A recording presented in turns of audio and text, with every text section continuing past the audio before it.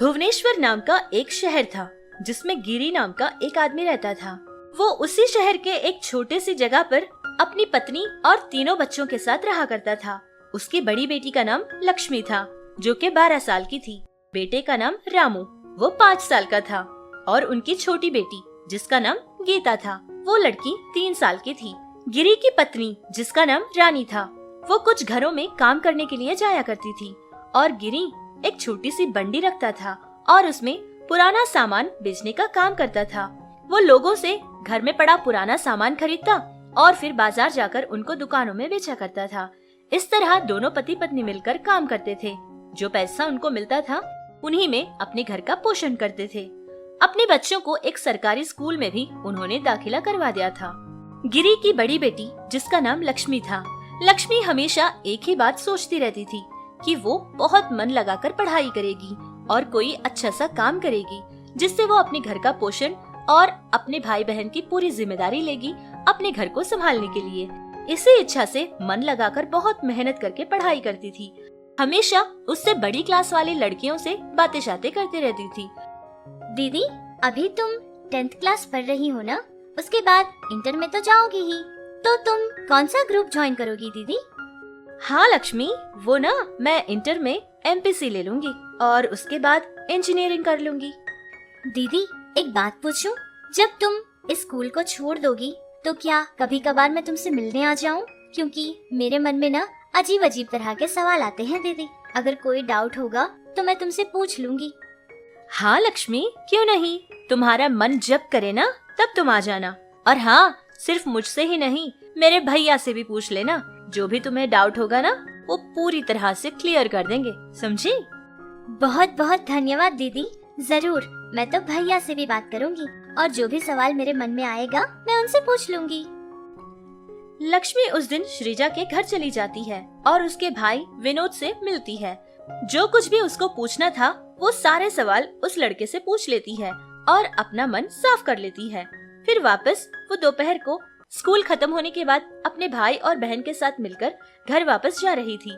उस वक्त धूप बहुत ज्यादा तेज थी जिससे उसके दोनों भाई बहन को बहुत ज्यादा पसीना आने लगा, जिसको देखकर बेचारी लक्ष्मी को उन दोनों पे बहुत ज्यादा तरस आ जाता है।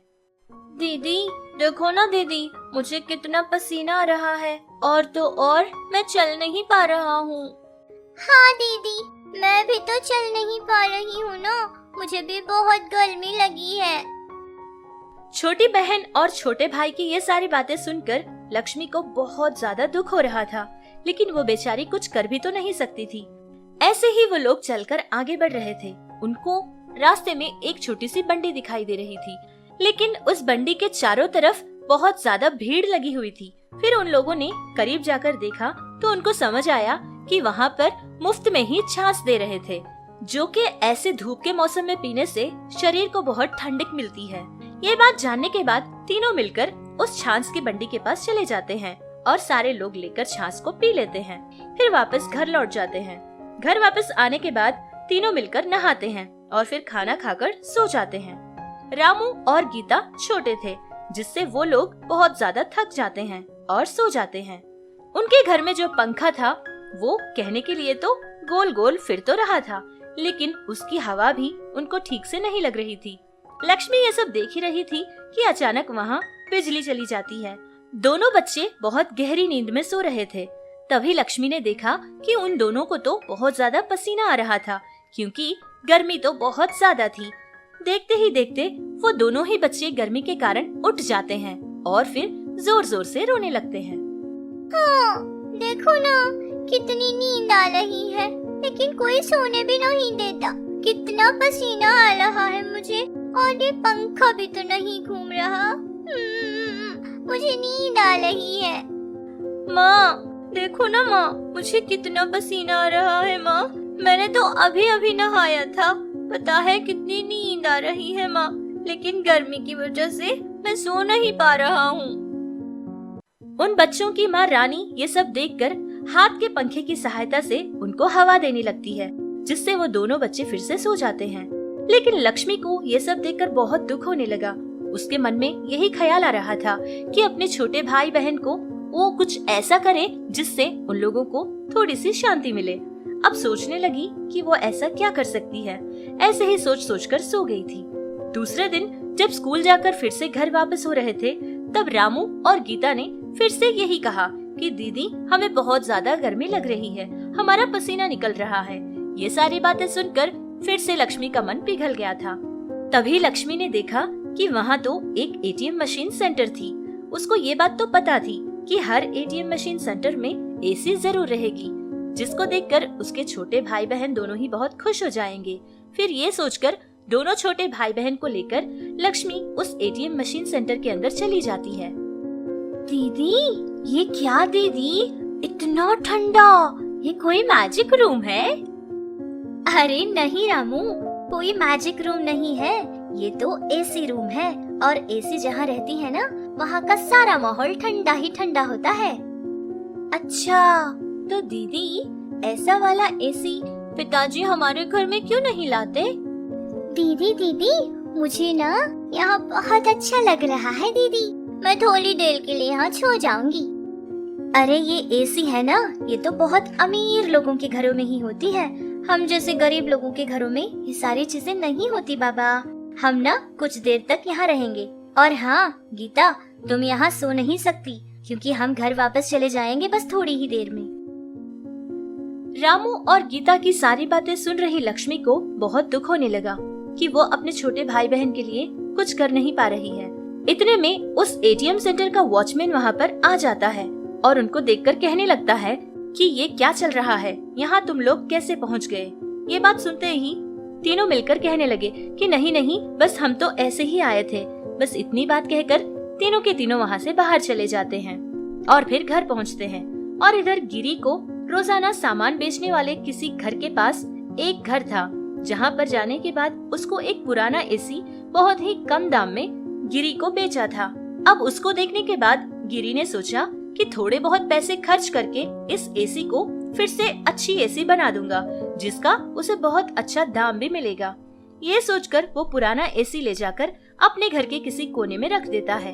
फिर दूसरे दिन की बात है कि लक्ष्मी के वापस स्कूल से आने से पहले ही दोनों छोटे भाई और बहन स्कूल से बाहर निकल जाते हैं और सीधे उसी एटीएम सेंटर के पास चले जाते हैं ताकि उनको एसी का मजा मिल सके।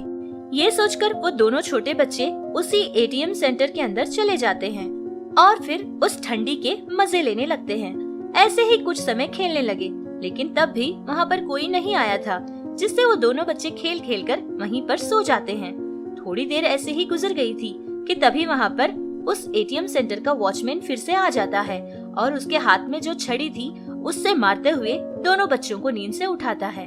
वो वॉचमैन बहुत ही गुस्से में था, चिल्लाता हुआ दोनों बच्चों को पीटता है और फिर वहाँ से भगा देता है।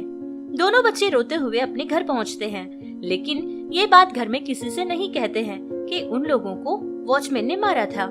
जैसे ही लक्ष्मी घर पहुँचती है, दोनों छोटे भाई बहन लक्ष्मी को सारी बात बताते हैं। बात जानने के बाद लक्ष्मी को बहुत ज्यादा गुस्सा आ जाता है।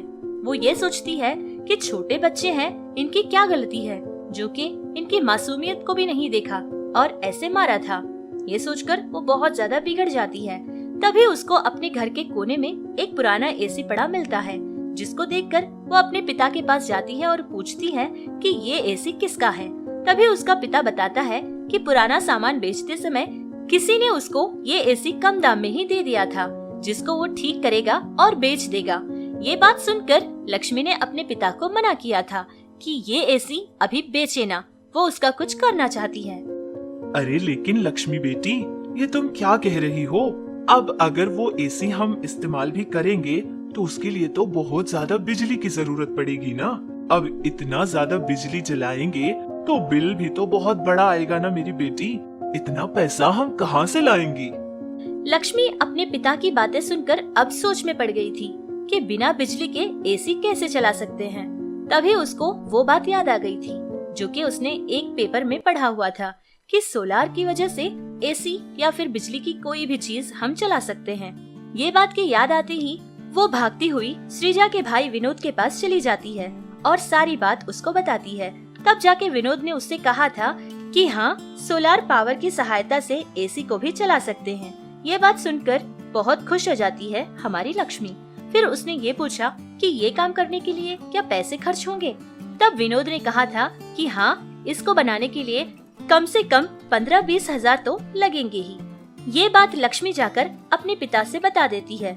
बात सुनने के बाद गिरी को तो बहुत झटका सा लगा था, क्योंकि इतना पैसा लाना उसके लिए नामुमकिन था।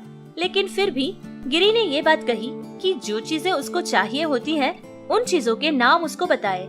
अगर वो कुछ कर पाएगा तो उन चीजों का इंतजाम करेगा। फिर श्रीजा के भाई से सारी चीजें वो जान लेता है कि ये सब करने के लिए उसको क्या क्या चीजों की जरूरत पड़ सकती है। विनोद भी सारी की सारी चीजें उसको बता देता है। जब जब गिरी पुराना सामान लेने के लिए जाता, तब वो हमेशा इस बात का ख्याल रखता था कि उन चीजों में जो उसकी बेटी को चाहिए वो तो नहीं है। ऐसे ही धीरे धीरे करके वो एक एक चीज जमाने लगा और उसको बहुत कम दाम में ही सारी चीजें मिल गई थी। फिर वो अपनी बेटी को सारी चीजें दे देता है। श्रीजा का भाई विनोद भी उसकी पूरी सहायता करता है। सोलर पावर बनाने में और एसी को ठीक करने में लक्ष्मी की पूरी सहायता विनोद करता है और देखते ही देखते वो एसी चलाने लगता है। बहुत ज्यादा खुश हुई लक्ष्मी उसका बहुत धन्यवाद करती है। छोटे भाई बहन के घर आने से पहले ही घर में वो एसी चलाकर रख देती है। जैसे ही छोटे भाई बहन घर में आते हैं, एसी की ठंडी को देखकर चौंक जाते हैं और बहुत ज्यादा खुश भी होते हैं। नन्ही नन्ही बातों में पूछने लगते हैं कि इतनी ठंडी, एटीएम मशीन वाली ठंडी हमारे घर में कैसे आ गई। फिर उसकी बड़ी बहन सारी बात उन दोनों को बताती है। इस तरह से लक्ष्मी जो चीज उसके अपने सपने में भी नहीं सोची थी, वो अब पूरी हो गई थी। इस बात से भगवान की बड़ी शुक्रगुजार होती है और अपने भाई बहन को ठंडी एसी में सोता देख बहुत ज्यादा खुश हो जाती है, क्योंकि ये तो उन गरीब लोगों के लिए एक सपने की तरह था। उसकी एक छोटी सी कोशिश से भगवान ने उनका साथ दिया था और वो लोग ऐसे हंसी खुशी ठंडी ठंडी एसी में रोजाना सोने लगे।